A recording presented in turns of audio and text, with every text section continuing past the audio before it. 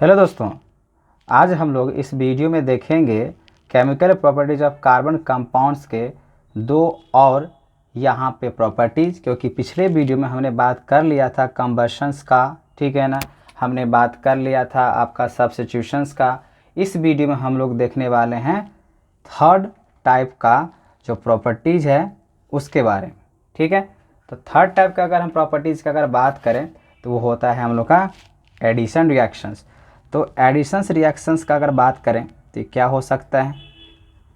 Editions reactions यहाँ पे word से ही क्लियर है जो एडिशन रिएक्शन किसको कहेंगे, जब हमको कुछ एक्स्ट्रा ऐड करने की ज़रूरत होगा, ठीक है ना। जब कोई भी अगर रिएक्शंस होगा उस रिएक्शंस में अगर हम कुछ एक्स्ट्रा अगर ऐड करते हैं तो वो कहलाएगा एडिशंस रिएक्शंस। तो अगर हम ये कहें जो additions reactions like addition of hydrogen, chlorine, bromine, ठीक है ना, अगर इसको हम ऐड कर रहे हैं और ये जितने भी प्रॉपर्टी आते हैं किस में आते हैं, अनसैचुरेटेड हाइड्रोकार्बन्स में आते हैं। एडिशन रिएक्शंस हमेशा जो है ना अनसैचुरेटेड हाइड्रोकार्बन्स ही कंटेन कर सकता है। अगर अनसैचुरेटेड हाइड्रोकार्बन्स का अगर बात कर रहे हैं तो जिसमें क्या आता है, डबल बॉन्ड और ट्रिपल बॉन्ड। एडिशन रिएक्शंस हमेशा यहाँ पे ध्यान रखना है, जो एडिशंस रिएक्शन जो होगा जिसमें क्या रिएक्शंस होता है, क्या हम लोग को दे सकता है, तो एल्केन एल्किन दे सकता है या एल्काइन। जो एल्कीन और एल्काइन जिसको हम लोग इथीन या इथाइन, क्योंकि इसका अगर फंक्शनल फॉर्मूला के हिसाब से अगर बात करें, आप एल्कीन क्या बोल सकते हैं, इथीन भी तो बोल सकते हैं। वैसे और भी आप ले सकते हैं यहाँ पे वर्ड रूट्स के हिसाब से कार्बन, तो और भी चेंज हो सकता है। तो यहाँ पे आप आ सकता है इथाइन। तो इथीन या इथाइन यहाँ पे अगर हुआ तो इसमें हमको अगर ऐड करने की अगर ज़रूरत पड़ा, ठीक है ना, जैसे हाइड्रोजन अगर ऐड कर दें तो हाइड्रोजन जैसे ही ऐड करेंगे उसके अलावा हमको कुछ कैटलिस्ट की ज़रूरत पड़ेगा। कैटलिस्ट का मतलब है जो कुछ हम मान लीजिए यहाँ पे ऐसा रेट ऑफ अमाउंट होता है जो कि रिएक्शंस करने में हेल्प करता है, ठीक है ना।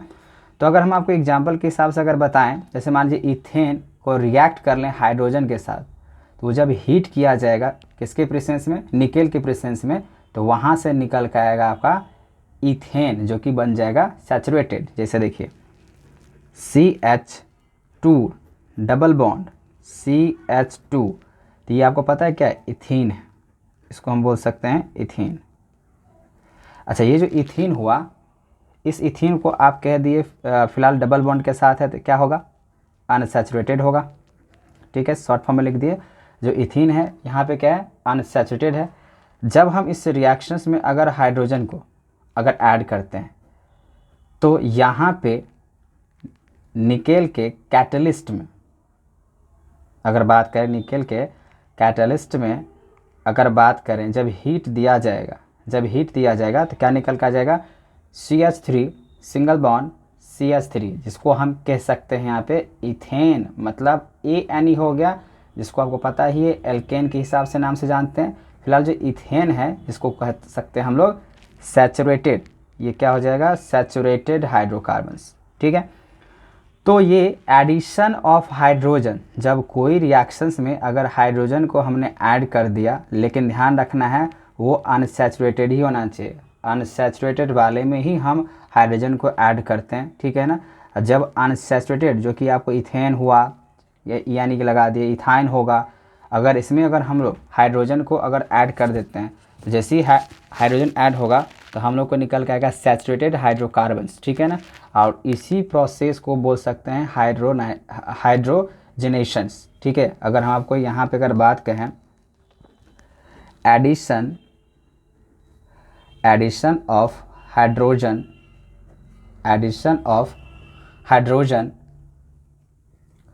To an unsaturated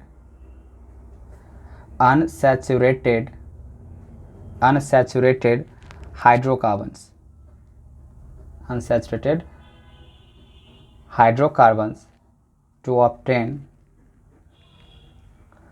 to obtain a saturated, यहाँ पे क्या होगा, सैचुरेटेड हाइड्रोकार्बन्स, जिसको हम क्या क्या कह सकते हैं यहाँ पे, तो बोल सकते हैं हाइड्रोजनेशन, इसको बोल सकते हैं हाइड्रोजनेशंस। मतलब क्या हुआ, अगर कोई भी अनसैचुरेटेड हाइड्रोकार्बन्स अगर हुआ, उसमें अगर आपने एडिशन कर दिया हाइड्रोजन को, और फिर वो क्या बना देगा, सैचुरेटेड हाइड्रोकार्बन्स, जिसको क्या बोलते हैं, हाइड्रोजनेशंस। इसमें पता है क्या होता है, ये जो हाइड्रोजनेशंस का हम बात किए, ये इंडस्ट्रियल एप्लीकेशंस में बहुत ही ज़्यादा यूज किया जाता है। वनस्पति से घी हुआ, वेजिटेबल घी हुआ, इसको बनाने के लिए हाइड्रोजनेशंस का यूज किया जाता है। मतलब अनसैचुरेटेड हाइड्रोकार्बन्स में हाइड्रोजन को अगर ऐड किए तो फिर से वो जो है ना, जो वेजिटेबल्स घी होता है, जो सैचुरेटेड होता है, जो फैट होता है, सॉलिड होता है, उसमें वो कन्वर्ट कर देता है। ठीक है, तो हाइड्रोजनेशंस ऑफ ऑयल्स का अगर बात करें, जैसे ग्राउंड नट हुआ, कॉटन सीड्स हुआ, मस्टर्ड ऑयल हुआ, ठीक है ना, ये सब अनसैचुरेटेड कंपाउंड्स होता है जो कि डबल बॉन्ड के साथ जो है ना कंटेन करता है।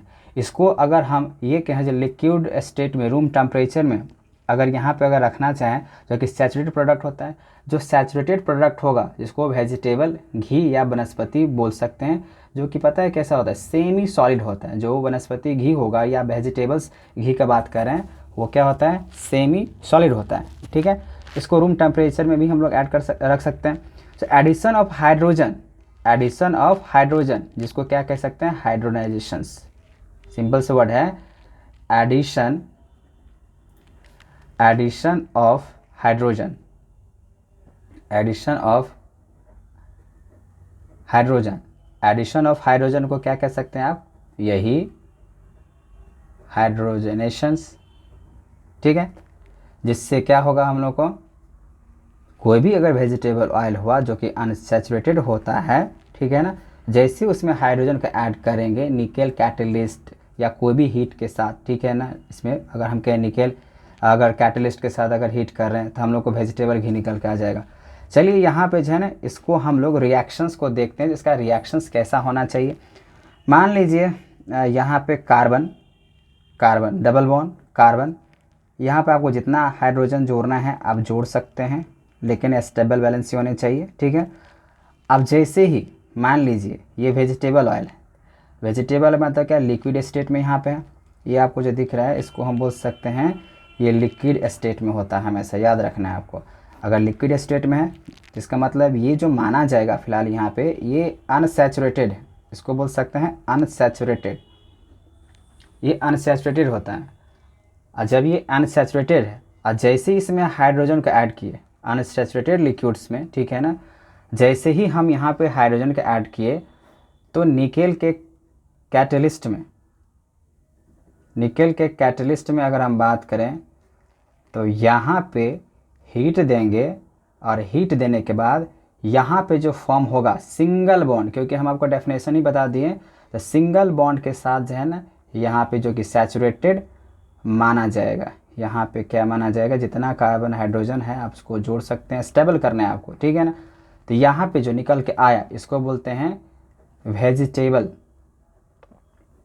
वेजिटेबल घी बोलिए, जो कि सॉलिड स्टेट में होता है। यहाँ जो निकल के आया ये सॉलिड स्टेट में होगा, और यहाँ पे आपने देख रखा है जो कि किस में है, अनसैचुरेटेड है, और जो कि लिक्विड स्टेट में। ठीक है, इसको हम लोग सैचुरेटेड फैट बोल सकते हैं, ये अनसैचुरेटेड फैट होता है। मतलब एडिशन रिएक्शंस एक ऐसा रिएक्शंस हो गया, जैसे ही हम अनसैचुरेटेड वाले में अगर हाइड्रोजन का ऐड करेंगे तो हम लोग को सैचुरेटेड जो है ना फॉर्म होगा। चलिए अब हम लोग नेक्स्ट देखते हैं, ये 4 टाइप रिएक्शंस है। ऑक्सीडेशन,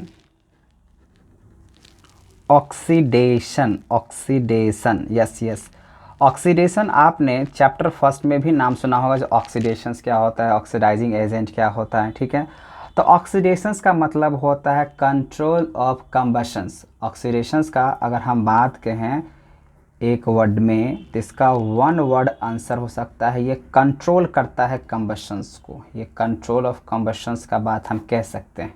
ठीक है, जब अगर हम लोग इथेनॉल को हीट करते हैं एल्काइन पोटासियम पर मैग्नेट सॉल्यूशंस को, तो यहाँ पे हम लोग को जो है ना ऑक्सीडाइज हो जाता है इथेनोइक एसिड। ये एक बेस्ट एग्जांपल्स हम यहाँ बात कर रहे हैं। इस रिएक्शंस में जो है ना अगर हम बात करें तो एक्वा सॉल्यूशंस जो है ना होता ही है, ठीक है। तो अगर हम ये कहें एग्जांपल के इथाइल अल्कोहल, अगर इथाइल अल्कोहल में अगर मान लीजिए ऑक्सीजन को आप जो नेसेंट ऑक्सीजन मतलब ऑक्सीडाइजिंग एजेंट होता है, ठीक है ना, और एजेंट के बारे में आपको अच्छे से पता होगा, जो ऑक्सीडाइजिंग एजेंट किसको बोल सकते हैं, जिसको ऑक्सीडाइज कर जाता है। तो यहाँ पे अगर हम ये कहें, अगर मान लीजिए रिएक्शंस हुआ CH3, इथेनॉल का फॉर्मूला CH3 फिर CH2 और OH लगा देंगे तो इथेनॉल तो होगा ही होगा, प्लस यहाँ पे मान लीजिए ऑक्सीजन हुआ, ठीक है ना। लेकिन यहाँ पे जो ऑक्सीजन का अगर हम बात करें, ठीक है ना, ये नेसेंट ऑक्सीजन मतलब ये ऑक्सीडाइजिंग एजेंट हो जाएगा। अब इसमें अगर हम एल्कलाइन जो हम बात कर रहे हैं, एल्कलाइन पोटासियम पर मैग्नेट, पोटासियम तो के फॉर्मूला होगा के पोटासियम पर मैग्नेट MnO4, ठीक है।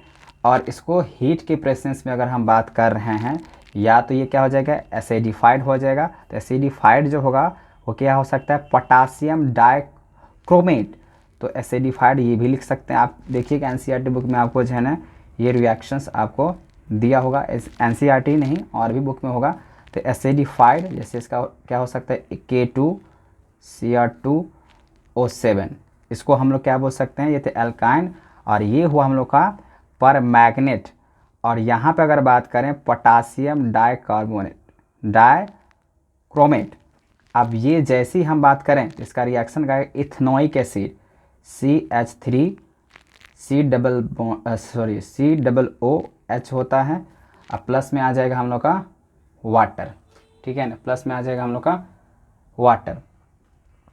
इसको आप अगर कहें यहाँ पे तो एसिटिक एसिड भी बोल सकते हैं, इसको एसिटिक एसिड भी बोल सकते हैं, एसिटिक एसिड, ठीक है। फिलहाल ये क्या है, इसका अगर हम बात करें तो ये है हम लोग का ethanoic acid,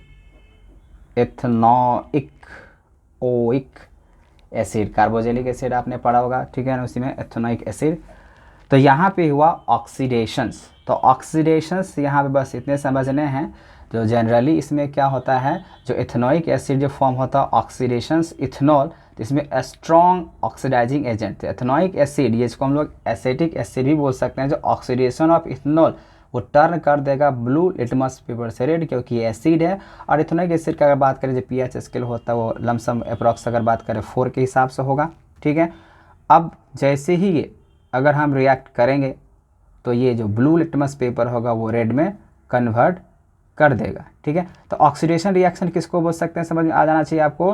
conversion of ethanol into ethanoic acid is called oxidation reaction. अगर नहीं समझ में आया तो हम यहाँ पे आपको लिख देते हैं, जो the conversion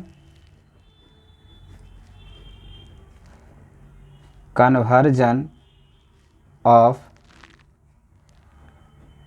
ethanol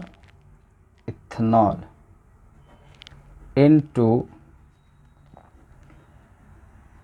ethanoic acid is called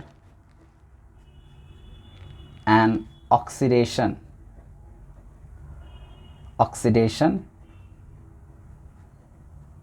reaction। मतलब ये आपको ध्यान रखना है, जो ऑक्सीडेशन रिएक्शन जो कन्वर्जन ऑफ इथेनॉल, जब इथेनॉल को, ठीक है ना, जब इथेनॉल को अगर कन्वर्ट कर लेते हैं हम लोग यहाँ पे इथेनोइक एसिड में, वो हो जाएगा हम लोग का ऑक्सीडेशन रिएक्शंस।